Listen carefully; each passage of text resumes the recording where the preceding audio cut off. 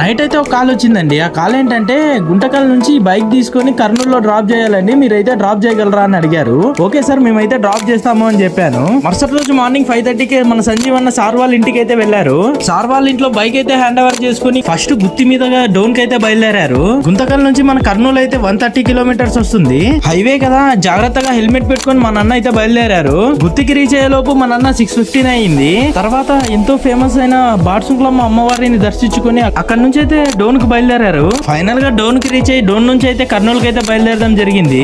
8:30కి అయితే మన సంజీవ్ అన్న కర్నూలు కి రీచ్ అయ్యాడు. కర్నూలుకి వెళ్ళిన తర్వాత బైక్ రిసీవ్ చేసుకునే సార్ కి అయితే ఫోన్ చేయడం జరిగింది. తర్వాత కర్నూలులో సార్ వాళ్ళు ఎక్కడ ఉంటారో కనుక్కొని సార్ వాళ్ళ ఇంటికి అయితే వెళ్ళడం జరిగింది. బైక్ అయితే రిసీవ్ చేసుకునేది ఈసారే అనమాట. ఈసారి అయితే చాలా హ్యాపీగా ఫీల్ అయ్యారు మనం గుంతకల్ నుంచి కర్నూలుకి రావడాన్ని చూసి. సార్ కి అయితే బైక్ హ్యాండ్ ఓవర్ చేసి మన సంజీవ్ అన్న కర్నూలు నుంచి గుంతకల్కి అయితే రిటర్న్ అయితే వచ్చేసారు. మీ అందరికీ తెలుసు మన డొనేషన్ బాక్స్ అయితే మన ఆఫీస్ దగ్గరే ఉన్న టీ హౌస్ లో ఏర్పాటు చేయడం జరిగింది అనేసి. మీరు అటు సైడ్ వెళ్ళినప్పుడు లేదా మేము మీ దగ్గరికి వచ్చినప్పుడు మీరు తోచిన సాయం చేశారనుకోండి, ఆపదలో ఉన్న వాళ్ళని కాపాడిన వాళ్ళు అవుతారు. థ్యాంక్ యూ సో మచ్ అండి.